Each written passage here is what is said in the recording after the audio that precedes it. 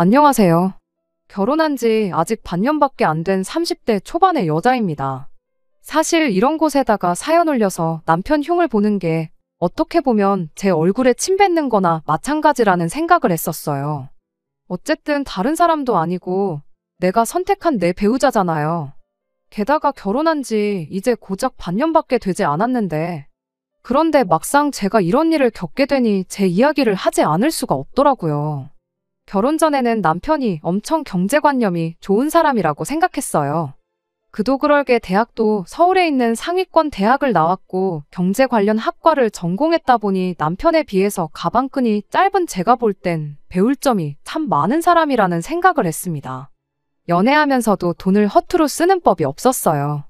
신혼집을 구할 때 남편이 사회생활 시작하고 모은 돈만 가지고 대출 하나 없이 집을 구했는데 그것만 봐도 돈 관리에 있어서만큼은 남편을 따라올 사람이 없다고까지 생각했습니다. 참고로 신혼집을 구하는데 총 2억 들어갔고 제 돈으로는 결혼 비용을 하고 신혼집에 들어갈 혼수를 장만했고요. 저희 사는 지역이 집값이 그렇게 비싼 편이 아니기도 하고 집도 아파트가 아니고 빌라입니다. 차라리 남편이 모아놓은 돈으로 서울 강남에 20억 하는 아파트를 해왔다면 이렇게 사연을 보내지도 않았고 나 죽었소 하고 살고 있었을 거예요. 신혼집을 구하고 나서 남편이 내 돈으로 산 내 집이니까 명의는 공동으로 하지 않고 자기 이름으로 하겠다고 했어요. 반대의 입장이었으면 아마 저도 똑같이 했을 거라 생각하니 그렇게 섭섭하지는 않았습니다. 아무튼 남편이 자기 돈으로 한 것과 제 돈으로 한 걸 분리해서 생각하는 걸 보니 당연히 결혼하고 나면 돈 관리를 따로 하겠거니 생각했어요. 그런데 결혼하고 나니까 남편이 제가 벌어온 제 월급에 관여를 하기 시작해왔습니다. 그리고 그때 남편이 경제관념이 좋은 게 아니고 그냥 돈 쓰는 걸 극도로 싫어하는 엄청난 짠돌이라는 걸 알게 되었네요. 결혼 전에 돈 그렇게 잘 모아놓았던 것도 사실 월급 받고 지출을 거의 하지를 않았으니 자연스럽게 모인 돈이었던 거였네요.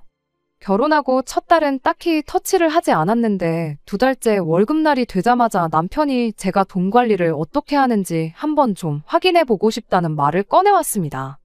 카드 내역까지 보여달라고 하니까 그건 조금 사적인 부분 아닌가 싶었습니다.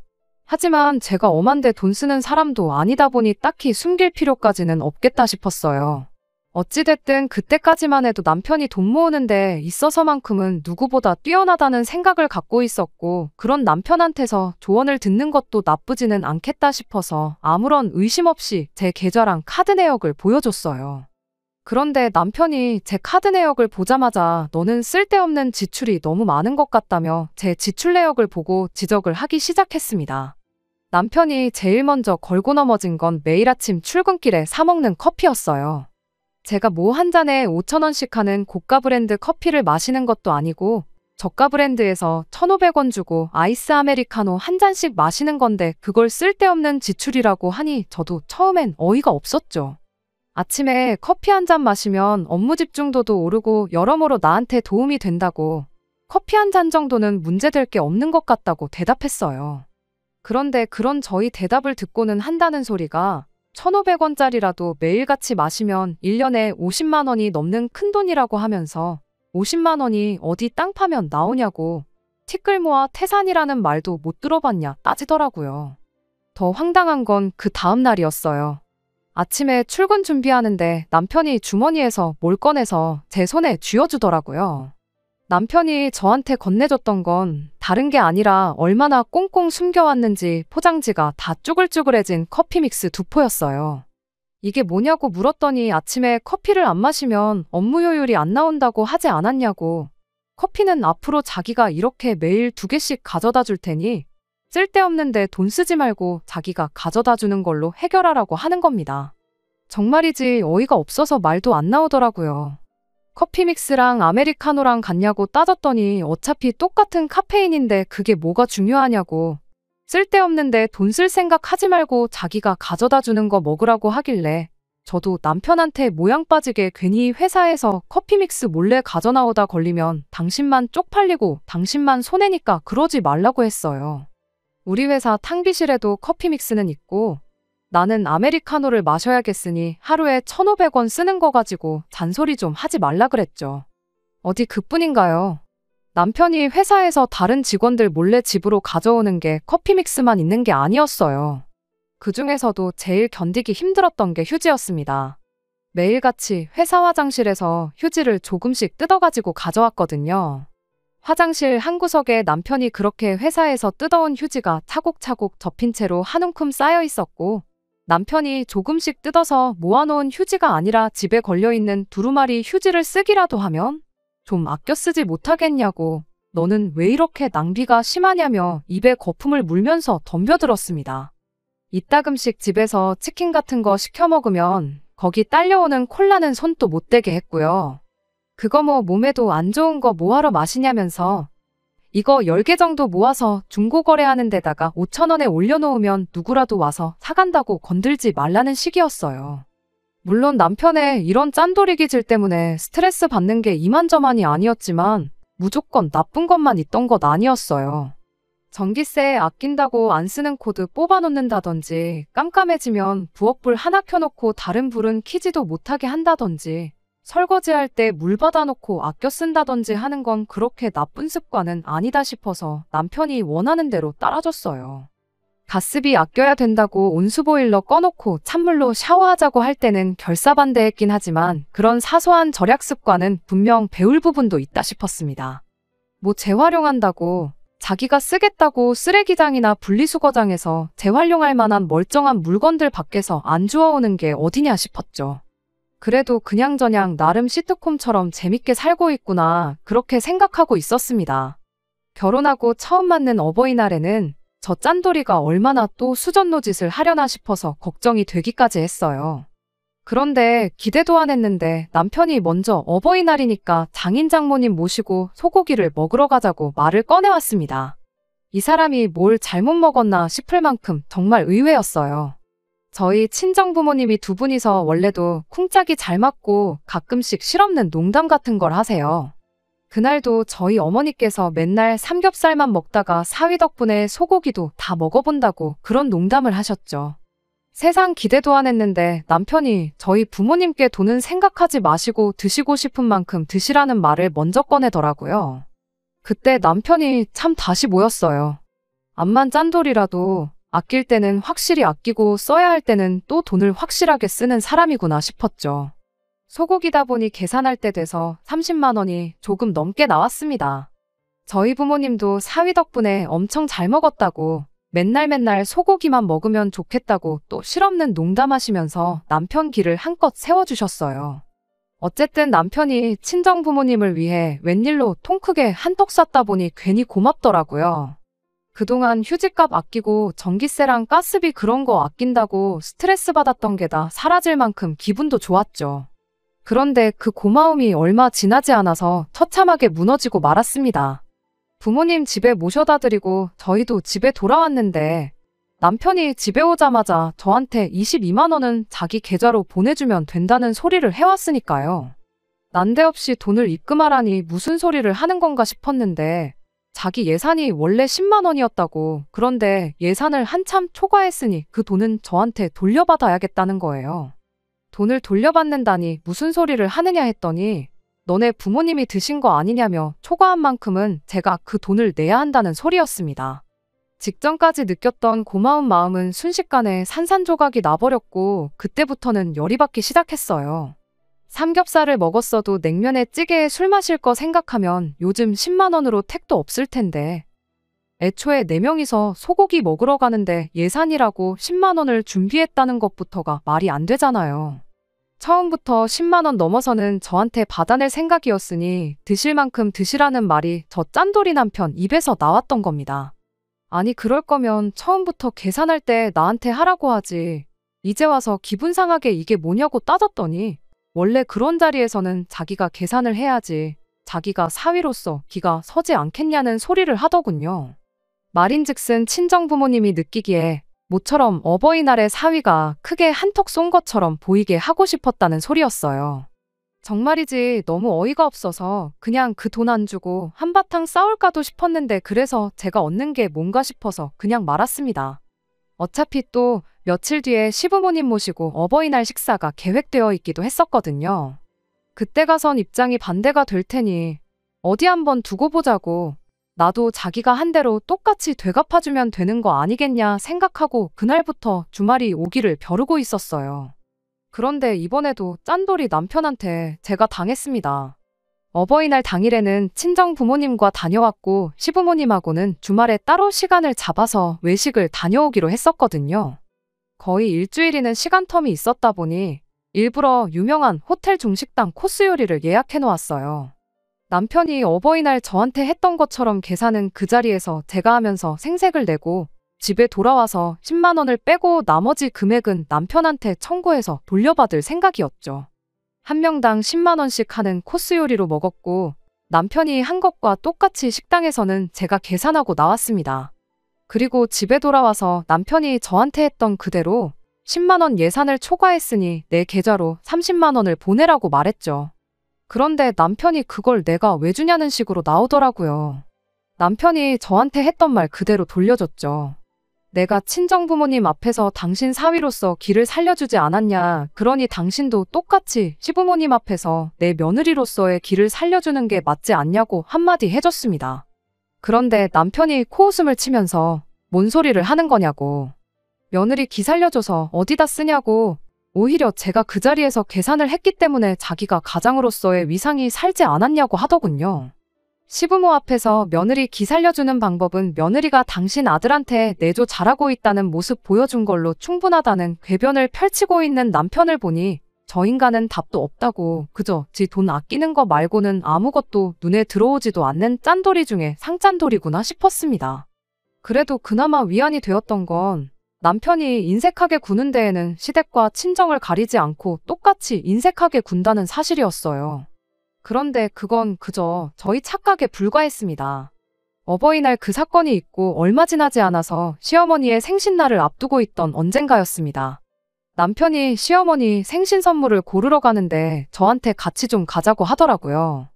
말이 같이 가자는 거지 또 어버이날 그때처럼 가장으로서의 위상 어쩌고저쩌고 하면서 내 돈으로 생신 선물을 사드릴 속셈인가 싶어서 싫다고 했어요. 그랬더니 남편이 절대 그럴 일 없으니 걱정 붙들어매라고 자신있게 말하더라고요.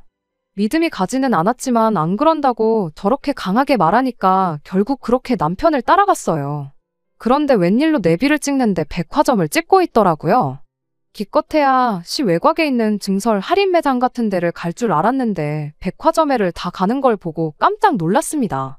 기껏해야 행사 상품 매대에서 뭐 집어다가 사드리려나 싶었는데 남편이 1층은 거들떠보지 않고 명품관 층으로 직행을 하더라고요. 이 사람이 뭘 잘못 먹었나 싶었어요. 돈 한 푼 두 푼 하는 게 아닐 텐데 괜찮냐고 했더니 이제 결혼도 했고 그리고 다른 날도 아니고 생신인데 평소에 갖고 싶어 하시는 거 사드리는 게 자식으로서의 도리를 다하는 것 아니겠냐고 하더라고요. 이것저것 구경하고는 있는데 말은 저렇게 했어도 자기가 정해놓은 마지노선이 있었는지 선뜻 지갑을 열지는 않고 있었어요. 그 와중에 가방 하나가 계속 눈에 들어왔나 봐요. 사드리고는 싶은데 금액이 금액이다 보니 그냥 만지작거리기만 하고 들었다 놨다 반복만 하고 있었어요. 그래도 남편이라고 그게 안쓰러웠나 봐요. 내가 미쳤지. 남편한테 돈을 좀 보태줄까 하고 먼저 물어봤습니다. 남편은 그래주면 너무 고맙다고 했는데 그래도 어버이날 때 크게 대인 적이 있다 보니 하나만은 확실히 짚고 넘어가야겠다 싶었습니다. 그래서 남편한테 물어봤어요. 내가 여기서 돈을 보태주면 당신도 친정어머니 생신 때 돈을 보태줄 용의가 있느냐고요. 생신이 시어머니만 있는 게 아니잖아요. 시어머니 생신 지나고 나서 2달이면 친정어머니 생신이 있었거든요.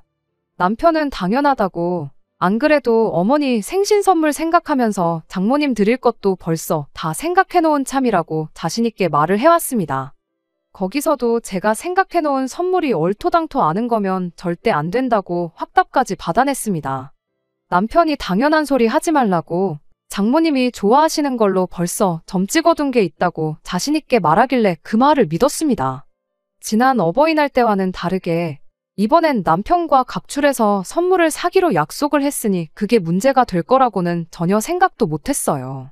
그렇게 그날 남편이 80만 원을 쓰고 제가 20만 원을 보태서 시어머니 생신 선물로 100만 원짜리 가방을 하나 사드리게 되었습니다. 100만 원이면 명품치고는 솔직히 비싼 건 아니었지만 남편 평소 씀씀이 치고는 엄청 큰 지출을 했구나 싶었습니다. 이번엔 시어머니한테도 생신 선물 자기랑 저랑 같이 해서 사드리는 거라고 확실하게 언급까지 해줬고요. 제가 시어머니 선물 사는 거 20만 원이나마 도와줬어서 그런 건지 밥도 알아서 자기가 사더라고요. 그렇게 시어머니 생신은 나름 괜찮게 보냈습니다. 그 후로 2달간은 별다른 일은 없었어요. 남편은 여전히 지출 없이 짠돌이처럼 살고 있었고, 저는 제 나름대로 남편이 하는 말 중 합당한 건 따라주고, 얼토당토 않은 건 그냥 한 귀로 듣고 한 귀로 흘리는 식으로 제법 괜찮은 결혼 생활을 보내고 있었습니다. 그리고 그렇게 친정어머니 생신이 코앞까지 다가왔어요. 저도 어머니한테 무슨 선물을 드리면 좋을지 그런 거 생각하고 있었어요. 현금 선물을 가장 좋아하긴 하시지만 결혼 첫 해이기도 하고 뭔가 마음이 담긴 선물을 하고 싶어서 이것저것 후보에 넣고 고르고 있던 중이었습니다. 시어머니 선물 살 때 제가 20만 원을 보탰으니 남편한테도 똑같이 그 정도만 받으면 되겠다 싶었어요. 시어머니랑 같은 선물을 해드리고 싶진 않았는데 친정어머니가 뭐가 필요하신지도 모르겠고 마땅한 선물도 없는 와중에 어머니가 들고 다니는 가방이 많이 낡았구나 싶어서 비슷한 가격대의 가방을 하나 사드리면 좋겠다 싶었습니다. 친정어머니 생신을 한 주 앞두고 주말을 맞아서 남편하고 같이 선물을 사러 갈 계획이었어요. 그런데 남편이 갑자기 지방에 살고 있는 어릴 적 친구의 아버지가 돌아가셨다며 거기에 가봐야 한다고 주말 내내 집에 들어오지를 않았습니다. 그때까지는 그게 거짓말인지 의심조차 하지 않았어요. 어차피 백화점이 오전만 장사하고 닫는 게 아니니 평일에 퇴근 시간 맞춰서 백화점을 들렀다 오면 되겠구나 생각했죠. 그런데 평일이 되니까 이번에는 결혼 생활 하는 내내 한 번도 없었던 야근 핑계를 대면서 집에 밤 11시가 돼서야 들어오고 그러더라고요. 남편의 야근은 그 주 내내 이어졌고 목요일이 돼서야 이 사람이 지금 돈 쓰기 싫어서 일부러 어줍잖은 핑계거리를 대면서 피하고 있구나 그런 생각이 들었습니다. 친정어머니 생신을 토요일 점심에 하기로 했으니 그때까지만 뻐기면 일단 제가 알아서 선물을 사올 테고 돈 주는 건 또 나중 가서 말도 안 되는 이유 가져다 붙여서 안 주려는 생각이라는 게 뻔히 보였어요. 그래서 밤 11시에 집에 기어들어온 남편을 붙잡고 내일은 무슨 일이 있어도 야근하지 말고 제 시간에 집에 들어오라고 했습니다. 남편은 회사 일이란 게 어디 마음대로 되는 게 아닌 거 알지 않냐면서 말을 돌리려고 하더라고요. 그래서 제가 알겠다고 그럼 퇴근하면 당신 회사 앞으로 갈 테니까 1시간 정도만 회사에 양해를 구하라고 했어요. 설마 다른 날도 아니고 장모님 생신인데 야근을 안 하겠다는 것도 아니고 그 정도 사정은 봐주지 않겠냐고 물었죠. 남편 표정만 봐도 당황했다는 게 눈에 보였어요. 어디 뭐 자기만 회사 생활하고 있나요? 꼼수를 써도 될 법한 걸 써야지 뻔한 거짓말을 하고 있으니 웃기지도 않더라고요. 다음날 퇴근해서 남편한테 선언한 대로 남편 회사 쪽으로 퇴근을 하고 있었는데 남편한테 전화가 왔습니다. 갑자기 회식이 생겼으니 이쪽으로 오지 말라고요. 그간 야근한 거 고생했다고 부사장이 직원들 데리고 쏘는 거라고 절대 빠지지 못하는 회식이라면서 저한테 미안하다고 사과까지 하더라고요. 그러더니 꺼내는 말이 기억할지 모르겠는데 장모님 생신 선물은 내가 따로 생각해 놓은 게 있다고 하지 않았냐고. 당신이 고른 걸로 우리 돈 합쳐서 사고 싶은 마음도 알겠는데 내가 드릴 장모님 선물은 내가 알아서 준비할 테니 당신도 당신이 알아서 다른 선물을 고르면 안 되겠냐는 말을 꺼내더군요. 난데없이 회식이 잡혔다는 게 신뢰가 가지는 않았지만 듣고 보니 남편이 그때 당시 백화점에서 저한테 그렇게 이야기를 했었던 게 기억이 났어요. 당장 금요일이고 엄마 생신이 내일 점심인데 어떻게 선물을 구하려고 하느냐 했더니 자기가 다 생각이 있으니까 걱정 말라고 정 뭐하면 아침에도 시간적인 여유가 있지 않느냐면서 허겁지겁 전화를 끊더라고요. 그래서 저도 그냥 다시 발걸음을 돌려서 집으로 돌아왔습니다. 남편이 무슨 선물을 준비할지 걱정 반 기대 반이었어요. 그래도 뭐 내가 한 게 있으니 아무리 못해도 20만 원 가치 정도 하는 선물을 준비하겠지 싶었습니다. 20만 원 그거 제 돈 더 써서 친정어머니 생신 선물 사기로 했던 가방을 그냥 사드렸어도 됐었지만 그래도 시어머니 생신 때 선물로 쓴 돈이 100인데 친정어머니 생신 선물도 그에 준하는 가격으로 하는 게 맞지 않나 싶었어요. 그렇다고 갑자기 선물을 새로 고르기도 뭐하더라고요. 이미 바로 다음 날이 어머니 생신인데 대충 80만 원짜리 아무거나 찾아다가 드리고 싶지도 않았고요. 그래서 그냥 집에 돌아오는 길에 돈 찾아서 이번 생신까지만 현금 선물로 드려야겠다 생각했습니다. 집에 와서 남편이 회식 마치고 집에 오기를 기다렸는데 회식 자리가 길어지는 건지 시간이 늦어도 감감무소식이었어요. 밤 11시가 넘어가는 거 보고 언제 올지도 모르는 양반 기다려서 뭐 하겠나 싶어서 그냥 집 정리 대충 끝내놓고 혼자 TV를 보다가 잠에 들었습니다. 남편이 들어온지도 모르고 한참 잘 자고 있었는데 늦게 들어온 남편이 자려고 침대에 누우면서 그때의 흔들림으로 살짝 잠에서 깨버렸습니다. 시간을 보니까 새벽 2시가 넘어 있었어요. 그래도 회식이 있던 건 진짜였는지 눕자마자 잠에 골아떨어진 남편이 숨을 내쉴 때마다 방 안에 아주 술 냄새가 진동을 하더라고요. 괜히 잠 깨기 싫어서 저도 그냥 잠을 청했습니다. 그리고 다음날 아침에 잠에서 깼어요. 과음을 한 건지 남편은 정신을 못 차리고 자고 있었죠. 피곤해 보여서 그냥 자게 둘까 싶다가도 친정어머니 생신 선물 생각을 하니까 깨우지 않을 수가 없었네요. 자는 남편 흔들어 깨우면서 앞으로 몇 시간이면 친정집 출발해야 한다고 얼른 일어나서 준비하고 엄마 선물도 챙기고 해야지 않겠느냐고 했더니 남편이 덮고 있던 이불로 얼굴을 가리면서 준비해놨으니까 걱정 말라고 자기 좀 더 자야 될 것 같으니 자게 내버려두라고 하더라고요. 준비가 됐다는 게 무슨 말인가 싶었어요. 저는 진작에 일어나서 전날 저녁에 하다만 집 청소를 마무리 지었는데 집 정리하면서 선물은커녕 선물 비슷하게 생긴 건 구경도 못했거든요. 혹시 이 사람이 술 취해서 집에 오는 길에 택시에다가 두고 내린 건가 그런 생각이 들더라고요. 그래서 선물이 어디 있냐고 아무데도 없다고 당신 어제 술 취해서 차에다 두고 내린 건 아니냐 일어나서 당신이 확인 좀 해봐라 하고 다시 자려는 남편을 흔들어 깨웠습니다. 남편이 침대에 겨우겨우 일어나 앉아서는 자기가 잊지 않고 잘 챙겨왔다고 냉장고에 넣어놨으니까 확인해보라고 하고 또 다시 눕더라고요. 무슨 선물이길래 그걸 냉장고에 넣어놨나 싶었어요. 혹시 이 인간이 엄마 생신 선물이라고 케이크 한 개로 퉁치려는 건 아닐까 그런 생각까지 들었습니다. 그런데 냉장고를 열어봤는데도 선물은커녕 케이크 비슷한 것도 안 보였어요.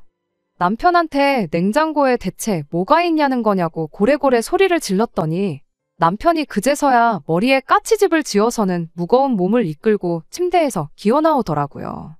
맨아래칸 검정 비닐봉지 있지 않냐고 그거라고 하는데 그때부터 안 좋은 촉이 들기 시작했어요. 무슨 생일 선물을 검정 비닐봉지에 포장해오는 사람이 세상에 어디 있겠어요. 남편의 짓궂은 장난이었으면 좋겠다 싶었지만 돈 쓰는 거 앞에서만큼은 장난 같은 거 안 치는 사람이었으니 그럴 리가 없다는 건 안 봐도 알 수 있었습니다. 그래도 혹시나 하는 마음에 조심스럽게 봉지를 들어봤습니다. 묵직하고 물컹물컹한 게 뭐가 들었나 싶었는데 봉지 안을 보니까 생고기가 들어있더군요. 어이가 없어서 아무 말도 잊지 못하고 있는데 남편이 의시되면서 그 주둥아리를 놀리기 시작했어요.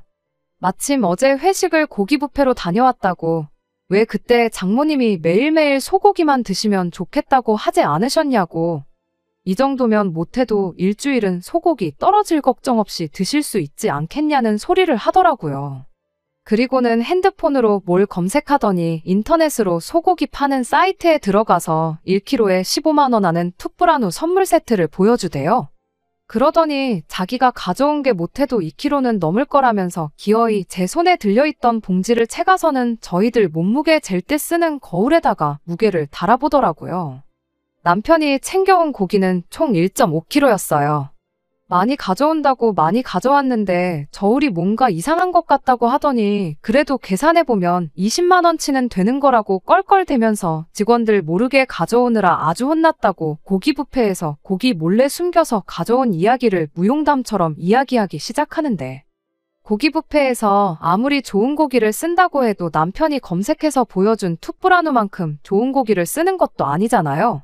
소고기 검색만 해도 각종 등급별로 가격이 천차만별인데 그중에 제일 비싼 거 핸드폰 화면에 띄워놓고 순수하게 무게만 가지고 뷔페에서 가져온 고기의 가격을 매기고 있으니 그것도 어이가 없었습니다.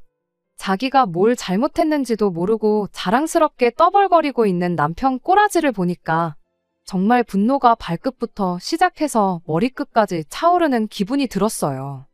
회사에서 커피 믹스며 휴지며 기타 생필품으로 쓸만한 것들 가지고 올 때부터 알아봤어야 했는데 설마 이 인간이 고기 뷔페에 가서 고기까지 챙겨올 줄은 생각도 못했네요. 남편이 가져온 고기 봉지 그대로 남편한테 던져버리고 친정어머니 생신은 나 혼자 다녀올 테니 당신은 올 생각일랑 하지 말라고 한마디 해줬어요. 남편은 그 와중에도 지가 뭘 잘못했는지도 모르겠는 건지 왜 그러냐고 묻더라고요. 대답도 하기 싫어서 그건 알아서 생각하라 말하고 저 혼자 차 끌고 친정으로 향했습니다. 약속보다 이른 시간에 친정에, 그것도 저 혼자 도착하니 친정어머니가 무슨 일이 있냐고 걱정을 해주셨어요. 아무 일도 없고 남편이 어제 회식 때문에 술병이 나가지고 오늘 못 올 것 같아서 나만 왔다고 대충 둘러댔지요. 준비한 현금 선물 드리고 어머니 아버지 모시고 오랜만에 셋이서 식사하고 차도 가지고 나온 김에 아예 교회로 나가서 드라이브도 하고 왔습니다. 그렇게 부모님까지 집에 모셔다 드리고 혼자 집에 돌아왔어요. 그래도 오랜만에 부모님과 즐겁게 시간을 보내고 왔다 보니 기분이 조금 풀리기 시작했는데 집에 도착하자마자 다시 제 기분은 엉망이 되고 말았습니다. 남편이 시부모님 모시고 지가 고기 뷔페에서 몰래 가져나온 고기를 구워 먹고 있었으니까요. 아무것도 모르는 시부모님은 왜 이렇게 늦게 왔냐며 아직 고기 많으니까 너도 빨리 와서 먹으라시는데 남편은 가만히 있어도 모자랄 판국에 네가 안 가져간 거다 하면서 버릴 수는 없으니까 지가 먹는 거라고 저를 약올리기 시작했어요. 그런데 보니까 마침 시어머니가 저희가 생신 선물로 사드렸던 그 가방을 들고 오셨더라고요. 제가 그 길로 시어머니 가방을 뺏어 들고서는 안에 있는 걸 죄다 꺼내버렸어요. 갑작스런 상황에 시어머니는 당황해서 아무 말도 못하고 있는데 남편이 지금 뭐 하는 짓이냐고 묻더라고요. 그래서 제가 말했죠. 지금 그거 우리 엄마 줄 거를 어머님하고 먹은 거 아니냐고. 그럼 나도 똑같이 어머님 드린 거 우리 엄마한테 주는 게 맞는 거 아니냐고. 당장 이 길로 친정 가서 이 가방 생신 선물이라고 드리고 오겠다고 했습니다. 남편은 미안하단 말을 하면 죽는 병에라도 걸린 건지 그게 무슨 계산 방식이냐며 따지고 들더라고요. 제가 어머님 가방을 볼모 삼아서 남편하고 흥정을 하려던 게 아니었다 보니 혼자 실컷 떠들든 말든 신경도 안 썼고 그 길로 다시 그 가방 들고서 밖으로 나갔어요. 계단을 따라 내려가는데 남편이 저를 쫓아나오더라고요. 빌라 주차장까지 와서 저를 따라잡아가지고는 우리 엄마 가방 내놓으라며 제 멱살을 잡았습니다. 이제 와서 하는 말이지만 제가 가방끈이 짧은 이유가 공부를 못해서만은 아니었습니다. 원래 어릴 때부터 운동을 좋아했고 특히나 태권도랑 유도는 13년을 넘게 배웠었어요. 그때 당시 부모님의 반대로 운동 쪽으로 진로를 잡는 걸 포기해야 했고 억지로 공부를 시작했는데 결과가 좋지 않아서 급하게 전문대 쪽을 알아보고 취직을 하게 된 거였거든요. 20살 이후로는 아쉬운 마음에 아예 운동을 포기하고 살았는데 그래도 13년을 배웠다고 몸에 익은 동작들이 많아서 그대로 제 멱살을 잡은 남편의 손목을 비틀어서 그대로 업어치기를 걸어버렸습니다. 아무리 남편이 남자라고 해도 평생 공부만 하던 샌님 같은 남편이 순간적으로 걸어오는 기술을 방어할 수 있을 리가 만무했지요. 군대 가면 낙법 치는 것 정도는 배운다는데 너무 순식간이라 그랬는지 남편은 바닥에 그대로 엎어지게 되었습니다. 이어서 따라 나온 시부모님이 그 장면을 전부 목격하셨고요. 저도 그때는 어느 정도 평정심을 되찾아서 시부모님한테 이건 제가 설명을 드리겠다고 말하고 팔꿈치에서 피나는 것 같다고 바닥에 자빠져서 징징거리고 있는 남편을 뒤로 하고 두 분 모시고 다시 집으로 들어갔어요. 그리고 그간 있었던 자초지종을 설명드렸습니다. 팔은 안으로 굽는다고 시부모님이 당연히 저를 나무랄 줄 알았는데 제 편을 들어주시더라고요. 그렇게 그날 남편한테 그간 있었던 일에 대해서도 전부 사과받고 억지 부려서 뜯어간 제 돈도 전부 돌려받았습니다. 다음날 친정에 다녀와서 제대로 친정어머니 생신 챙겨드리고 했네요. 이렇게 구두쇠 남편으로부터 시작된 일은 전부 해결되었어요. 결혼 반년 만에 남편한테 유도기술 걸어서 제압한 이야기 하는 게 조금 그렇긴 합니다만 그래도 그 덕에 저희 결혼 생활 이제부터 새로 시작하는 기분이 드는 것 같아서 이렇게 제 이야기를 보내봤어요. 남편의 짠돌이 기질은 천성인 것 같아 그게 고쳐질런지 아닐지는 모르겠지만 그래도 이제 적어도 그렇게 궁상맞는 삶을 강요하는 건 잘못된 일이란 걸 깨달은 것 같으니 이제부터라도 서로 도우면서 잘 살아보려고요. 안녕하세요. 몇 달 전에 짠돌이 남편 때문에 고생하던 사연 적어서 보냈던 쓰니입니다. 이렇게 다시 찾아뵐 줄은 생각도 못했네요. 결론부터 간략히 말씀드리자면 좋은 소식으로 찾아온 건 아니에요. 그때만 해도 반년 만에 남편과 모든 문제를 청산하고 결혼 생활을 새로 시작하는 기분이라고 했는데 말이 그렇지 계속해서 마음이 찜찜하더라고요. 남편이 시댁에는 돈을 펑펑 쓰고 친정에만 인색하게 구는 것보다 회사에서 비품 몰래 챙겨오고 저한테도 똑같이 짠돌이 생활을 강요하는 것보다 더 신경 쓰이는 게 바로 남편이 제 멱살을 잡았다는 거예요. 어쨌든 제가 이기긴 했지만 그건 순전히 제가 운동을 오래 해왔던 사람이고 남편이 그저 그 사실을 몰랐을 뿐이었던 거잖아요.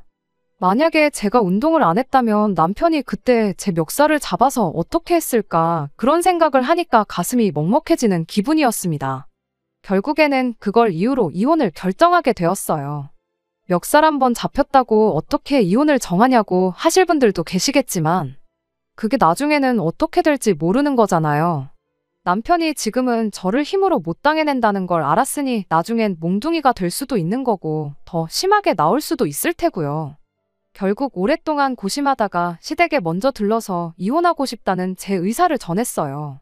시부모님은 당연히 저를 말리셨죠. 저한테 미안하다고 아들 녀석이 저렇게 된 게 다 당신들 책임이 있다면서 옛날 이야기를 해주셨어요. 길게 말할 건 없고 그냥 IMF 때 집 상황이 많이 어려워졌었답니다. 그때 세 가족이서 화장실도 밖에 있는 단칸방에서 지내야 했던 적도 있었다고요. 그게 어린 시절 남편한테 아마 안 좋은 기억으로 남아서 저렇게 돈을 아끼고 모으는데 급급한 사람이 된 것 같다고요. 그런 과거가 있는 줄은 몰랐지만 그렇다고 해서 남편이 저를 힘으로 제압하려고 했던 게 용서가 되는 건 아니었어요. 좋은 기억이나마 몇 개 없긴 하지만 그래도 더 사이가 나빠지기 전에 빨리 이혼하는 게 좋겠다고 대답했죠. 재혼 같은 거 생각하면 저도 저지만 남편도 하루라도 빨리 이혼하는 게 더 유리하지 않겠냐고 하니 시부모님도 제 말이 맞다면서 결국엔 이혼을 허락해 주셨네요. 제가 이혼하자는 말에 남편이 울며불며 매달렸어요. 집 명의도 제 이름으로 해주고 월급도 다 가져다 줄 테니 이혼만큼은 하지 말아달라고 했는데 제가 남편한테 있어서 돈이며 집까지 포기할 만큼 소중한 사람이었으면 진작에 좀 잘하지 그랬냐고 한마디 해주고 자리에서 일어났습니다. 그렇게 저희는 이혼하게 되었고 지난달에 이혼 절차 모든 게 마무리돼서 완벽한 남남이 되었어요. 집은 애초에 남편 이름으로 되어 있었고 시부모님이 제가 결혼할 때 혼수해온 거랑 결혼식 비용 들어간 거 이래저래 계산해서 먼저 알아서 돌려주신 덕분에 다른 큰 마찰은 없었습니다. 왜 먼저 사연 보냈을 때 저걸 이혼 안 하고 참고 사느냐고 저한테 쓴소리 해주신 댓글 몇 개가 생각이 나네요. 결과적으로는 이렇게 이혼을 하게 되었어요.